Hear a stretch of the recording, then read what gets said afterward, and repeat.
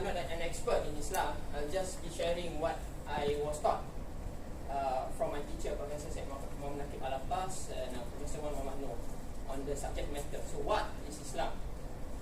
Okay, when you're dealing with what, the question what, you're actually trying to define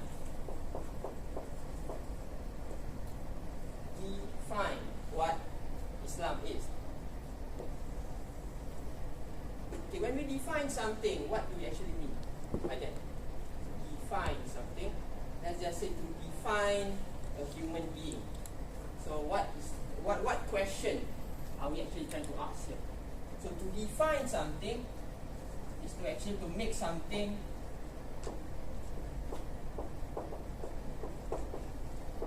very fine. Or in other words, to cut something until you can no longer cut.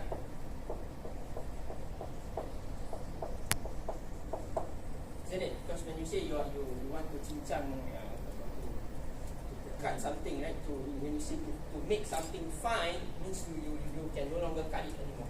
So when we say define, means to actually look at the very essence, okay, of the subject matter. Okay? So what is Islam is to define the subject matter Islam here. Okay? So what exactly is the subject matter Islam here? When we actually try to discuss the subject matter Islam, what discipline will it fall under?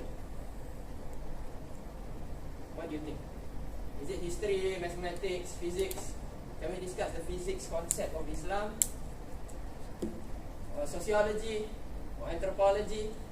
Okay? There is a certain subject matter dealing with Islam here. And definitely when we talk about Islam, naturally we link it to religion. Then you want to ask, what is religion? Okay? Well, religion comes from the Latin word. Okay, the Latin word for religion, religio. We actually try to look at the dictionary, religio. So what does religio actually mean? Okay, it means bind something. Okay, this is actually when you actually try to look at the English dictionary. To bind, it's actually quite vague. When they ask you to bind what?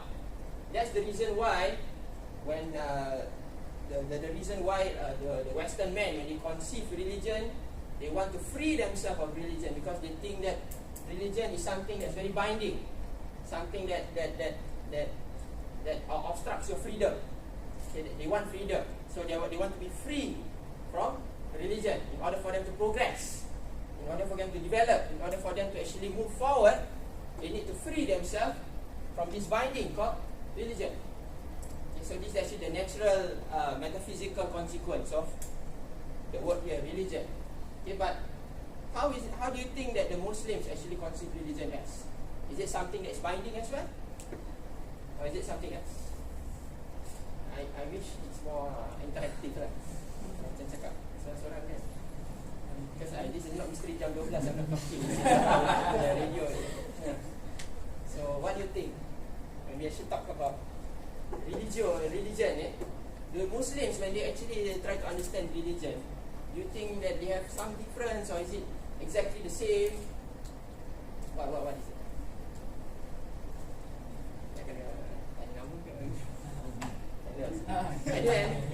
Anyone? I mean, this is just from your prior knowledge. What exactly is something to run so that to help you to give a proper guidance towards in life. Okay, but that's actually how the Christian religion is also being conceived as. Okay, sort of a guidance as well, in a sense lah. But if you actually try to look at the subject matter religion right now when it's discussed at the university level, okay, they usually discuss it from the viewpoint of sociology, okay, or soteriology, okay, or in other words, they actually look at religion from the viewpoint of human science or humanities. That's the reason why, if you actually look at the university, the way the university is actually being organized, right? Religion, the subject matter, the religion, they actually organize under arts and social science, right? The School of Arts and Social Science, for instance. Okay, so when the religion is actually being subjected to the study of human sciences. Okay, so in other words, from here you actually really notice that there's some presumption or assumption of what religion is. To them, religion is human. It came from human imagination. It's actually their conception of what religion is. Okay? From the viewpoint of sociology, religion, they say, is a social construct. You know what a social construct is?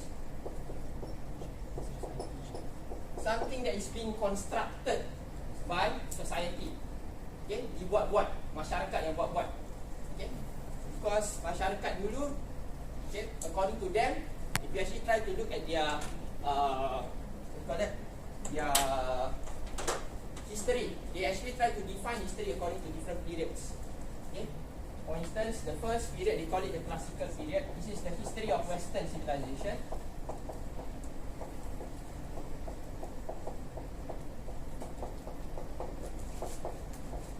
Okay, they actually have certain periods in their history, and then they impose this history on the history of the world, they call it.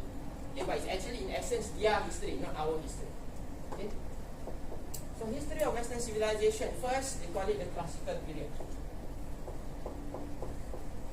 In the classical period is during the Greek philosophy, when the Greek philosophy blossomed. Actually people are beginning to philosophize about methods and all sorts of things. Okay? And then subsequently, the Dark Ages, or they can call it the medieval. And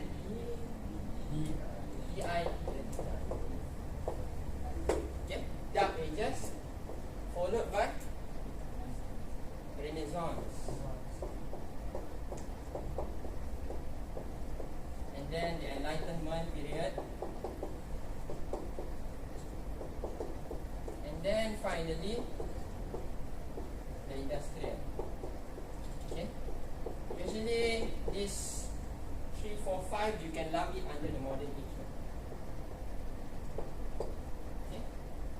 And before the classical, there's a pre-classical period whereby they actually conceive men as being very I should call primitive.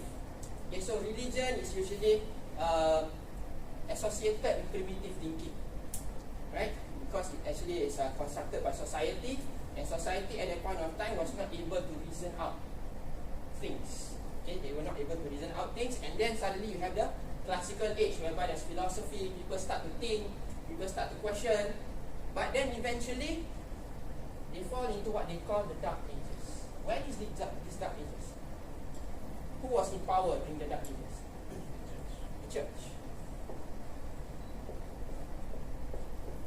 So they call it the Dark Age, when religion was the one ruling society. Religious thought was actually the one that's governing human thought. Okay, so they call it Dark Age. So there's actually a sense, if you notice here, there's actually a sense of prejudice against religion. And then after that, eventually they have the Renaissance. Okay, Renaissance, actual fact, means born again, be born again. This is what Renaissance actually means in Latin, to be born again. Why is it so? Because before that, when religion was actually holding, I would say, when religion was actually dominant in human mind, right? They were sleeping. So when they actually decided to discard religion slowly, they found out they were born again. Okay, so when they, the attitude is there. To discard religion is to be born again. After which they are enlightened, right? Enlightened by modern science. Okay, so and then they already try to posit science against religion, as if they are some that science and religion are adversaries. Okay? This is what we call the dualistic sort of attitude. And then finally the industrial revolution, all sort of things like that. Ultimately, what you know that you can understand the Western attitude towards religion. Firstly, they are in fact anti-religion. Okay, number one. Number two, they already have an attitude that religion is actually a social construct, something that you construct from your mind. Okay, and then from a viewpoint of soteriology. Okay, when we talk about soteriology, you're talking about salvation. You are discussing, as far as possible, how can you save as much people as possible from hell. What is wrong with this type of thinking? When you actually try to think of religion as something that can save you from hell. What?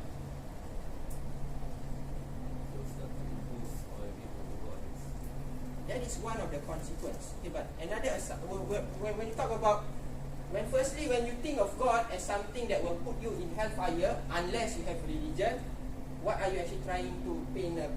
What type of God are you trying to paint here?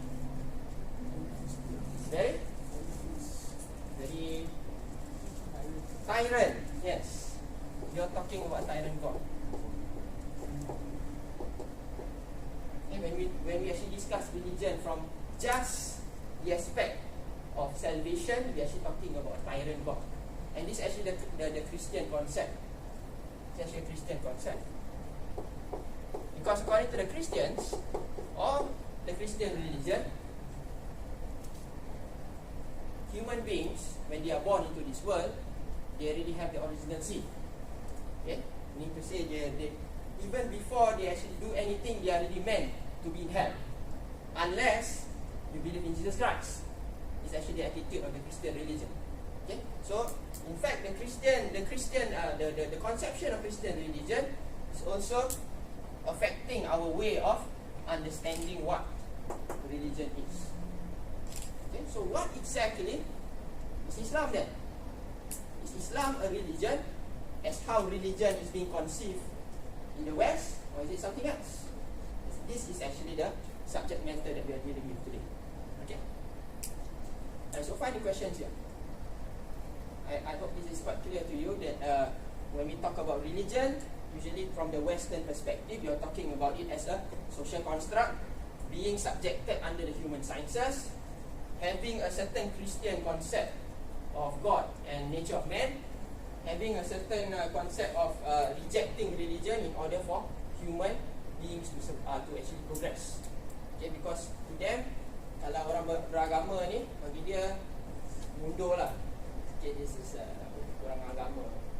It's very inferior, we call it. In order for you to actually to progress, you need to discard the religion. You don't need religion. In fact, it's actually the Western attitude of religion. So what exactly is the Islamic perspective on this? Because ultimately, if you deal with the problem of the Muslim today, the major problem of the Muslim is the problem of definition.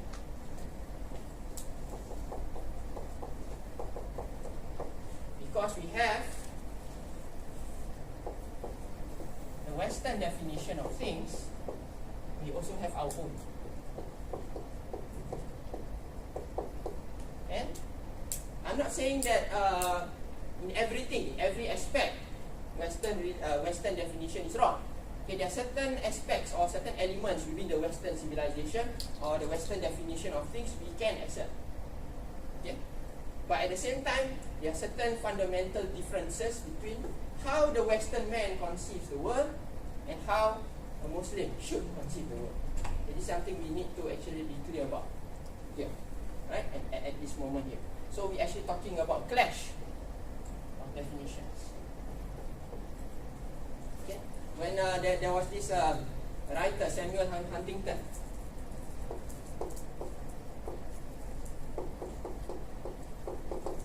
Okay, he wrote this book, The Clash of Civilizations.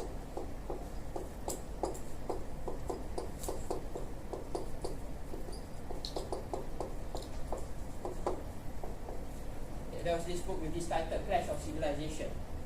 But ultimately, when he talked about clash of civilization, he was talking about the clash between the Islamic world and the Western world. They are actually incompatible. But ultimately, when they talk about clash of civilization, they are talking about clash of definition. Because fundamentally, there are certain things we don't agree in the West. Especially when we talk about the Quran. And the Quran from the beginning, in fact, already is trying to engage and trying to refute Western thinking. Okay? For instance, the Western concept of God, to them is his Trinity, right? God has a son. But from the start, we have Surah Al-Ikhlas, for instance. Okay? From the start, Islam is actually really trying to engage Western mind, and Western men. Sorry. Okay? They are not trying to just say from right now. They are actually trying to engage. Okay? From the very beginning, the Quran is already trying to engage this false type of thinking. But at the same time, I'm not trying to suggest that everything from the West we should reject. Okay, I'm still using a smartphone, for instance, that's been created by the West. I'm wearing Western shoes. Okay, I'm not saying to say that everything from the West we should reject. There are certain things, certain elements we can accept. There are certain things that we need to reject. And fundamentally, when it comes to religion, the definition of religion, the understanding of religion, we need to be very careful. Because right now, Muslims today, because they are being educated in the national schools, okay, most of us are being educated like that, a certain way. Okay, we are actually being separated from our own tradition. So our own understanding and interpretation of religion is not very sound. We don't understand religion as how we are supposed to understand. Okay, so final questions here. I hope I can actually wrap this off.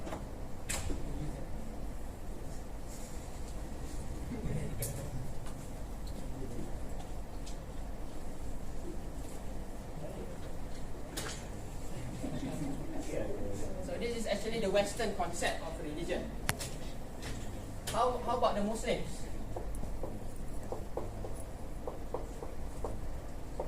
So what is actually a religion according to the Muslims? According to Islam, not according to the Muslims. I'm so sorry. Because we are talking about according to the Muslims. Okay, Muslims today, they don't understand Islam. So when I ask you to, I actually create an online poll like how actually we did with our hijab project, right? Nobody actually understands what Islam is. They will try to vote and then they will vote for wrong things. Okay, because ultimately, society cannot decide what knowledge is. What is true, what is false, society cannot decide. Okay, we actually, when we are dealing with knowledge, okay, we are dealing with we actually let knowledge speak for itself. Okay, we cannot let human beings speak on behalf of knowledge. Okay, so what is actually religion in Islam? Is it the same as the Western conception? No. What do you think? We have our own term of it. We have our own term for it. Din. It's not din, eh?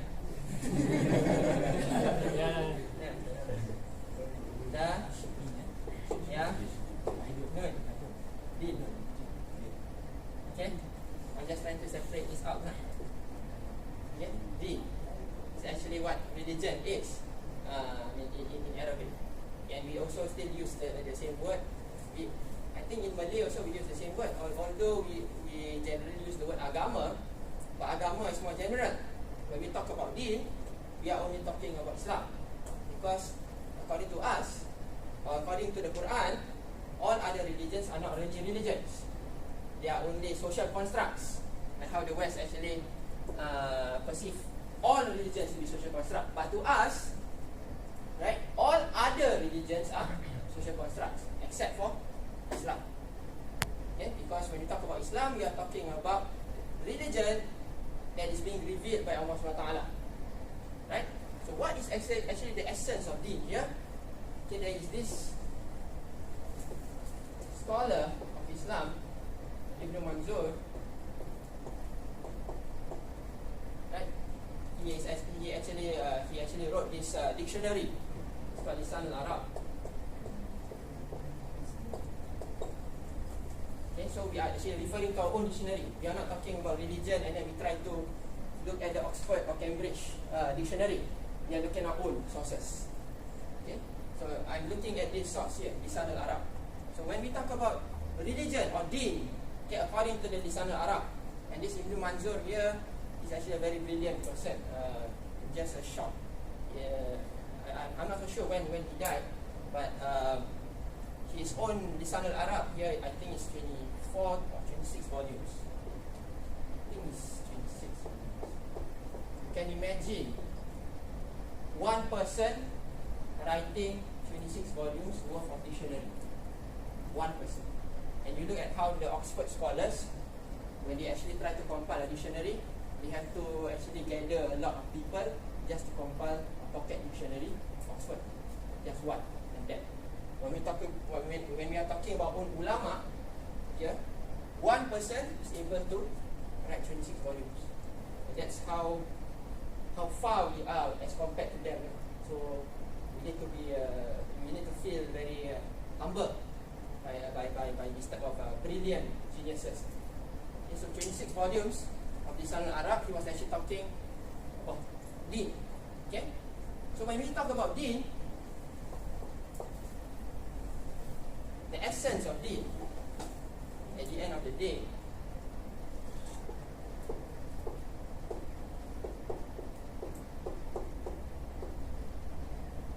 is submission. Generally, we know of as submission. Okay? And if you are talking about religion according to George Bush, for instance, Islam, according to George Bush, he said Islam means peace. That's what he said. Islam means peace.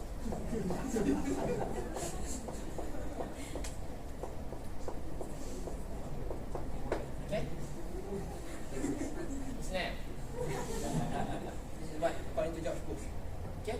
But according to our own resources, we are not talking about peace.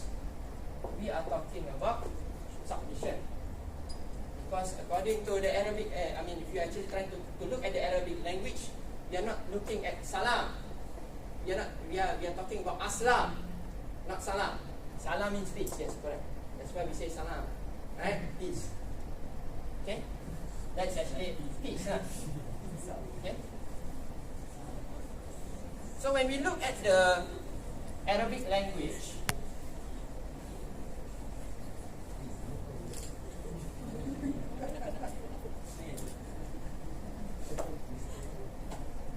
okay, right? Salama means peace.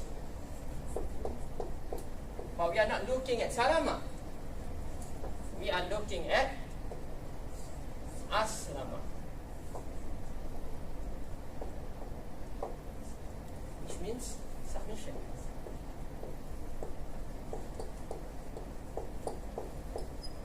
Right? It's just like wait, let me just try to think of another word.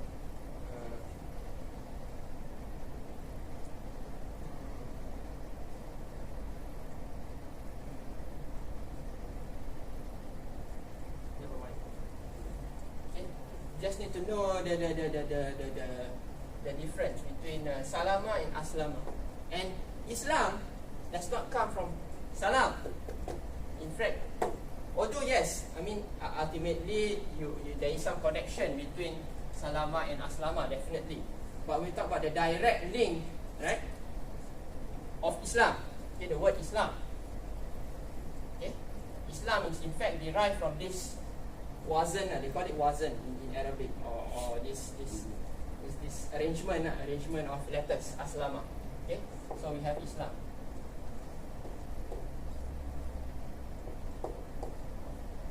Yes. So we have Islam from aslama. So it does not come from salama, in fact. Okay. So this is actually from the Arabic language. So we know that Islam has something to do with the word submission here. Is there any problem with this? when we actually try to deal with Islam coming from the word submission. Christians, are they submitting? Yes, they are submitting to God. The Buddhists, are they submitting to God? The animal kingdom, are they submitting to God? The trees, are they submitting to God? So in fact, all creations are in fact submitting to God. So what differentiates Islam from Christianity, Buddhism, Hinduism, and all other religions, when they are in fact submitting to Allah SWT as well? So is there a problem with this? So are we trying to say that Islam is the same as Christianity, Buddhism, Hinduism? Is it the same? Are they just simply alternative paths to the truth?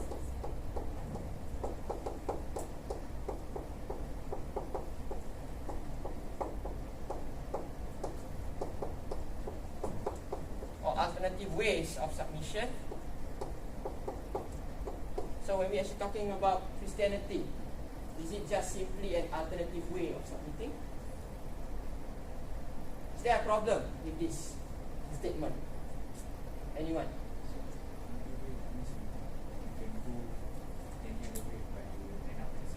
Yes. Okay. So in other words, when they are talking, when you actually trying to think of it simply a religion as a way of submitting, right? You are actually trying to make the Christian way of submitting, the Hindu way of submitting, the Buddhist way of submitting as equal and valid forms or ways of submission. So who decides how to submit? Is it human or God? Who decides? Okay.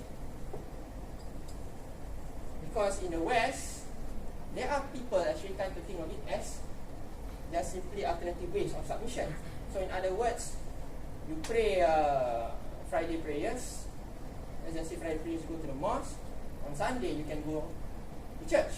No problem, because it's just an alternative way of submission. Okay, and if you actually look, try to watch, there's this movie about this boy getting stuck with a tiger in the middle of the ocean. What's it called? Huh? Yeah, Life for Pi.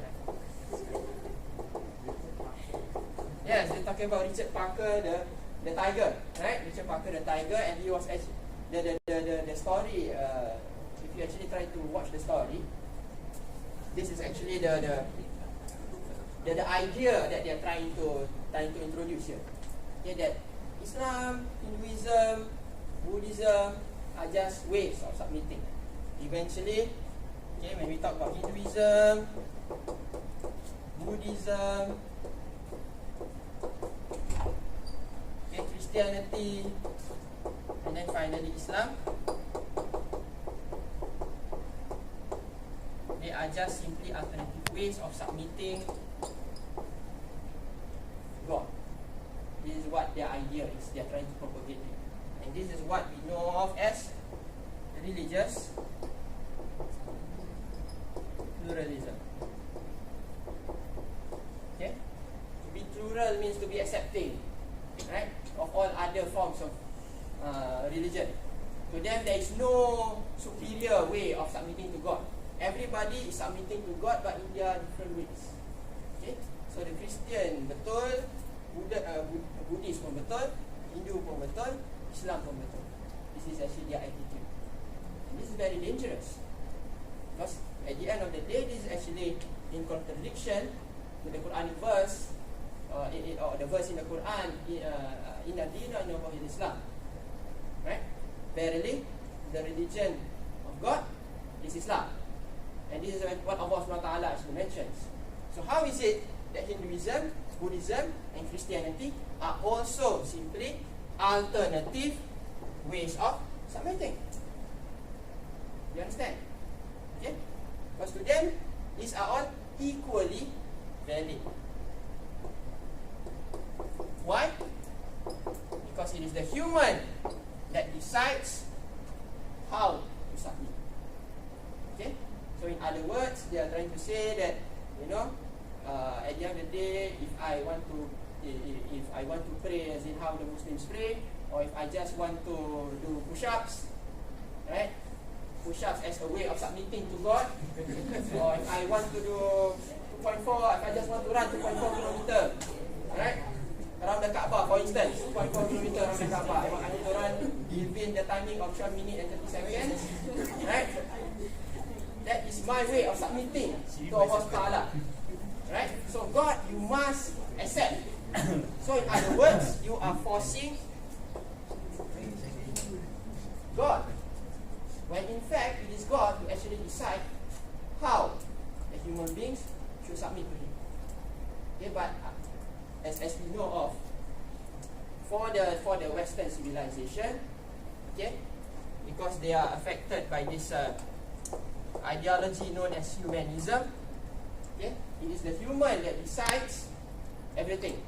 Okay, humanism implies that man is the measure of things. Measure.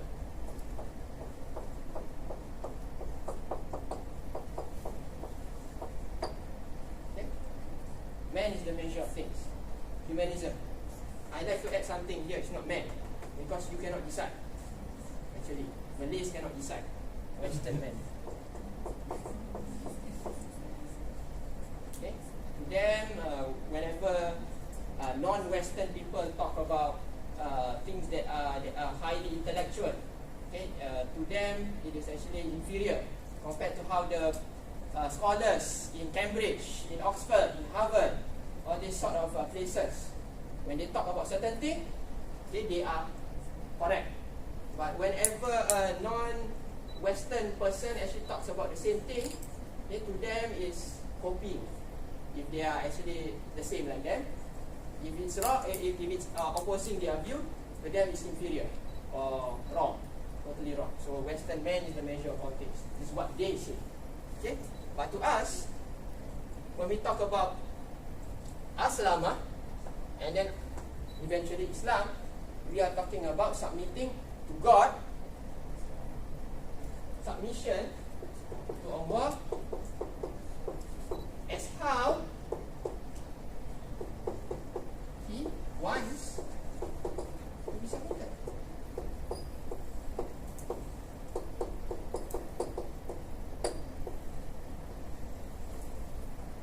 We are not talking about you can decide how to submit to God.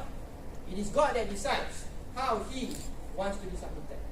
And that's the reason why He actually revealed al-Islam or our deen to Rasulullah SAW, and then He actually he revealed the Quran and through Rasulullah SAW, and then Rasulullah SAW taught us how He wants to be submitted, and that's why we have certain ritual known as the Salah. Okay? This is how Allah SWT wants to be submitted. Okay? So it's not just any alternative way of submission, because this is invalid. Because when we talk about submission, we are talking about God. We are not talking about human beings. That is actually our main issue here. But for the Western, obviously, we're talking about human beings deciding how to submit. Okay? So at the end of the day, it's a submission to Allah as how He wants to be submitted. Right? So far here, anybody here is still is lost or don't know what the discussion is all about, or you want me to actually clarify this further? Okay? Right, so this is Aslama here, coming from Islam.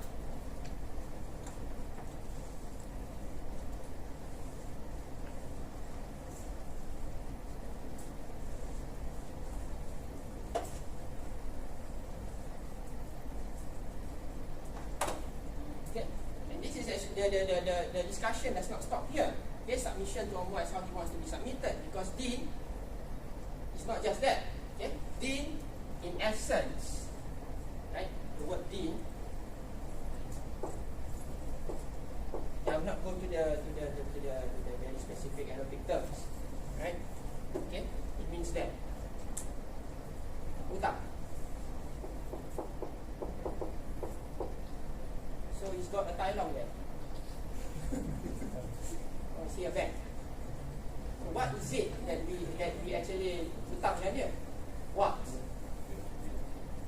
What do you think? Is it that we are indebted towards him?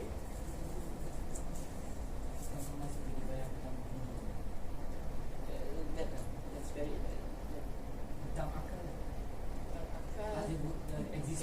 we can actually talk about a lot of things. For instance, our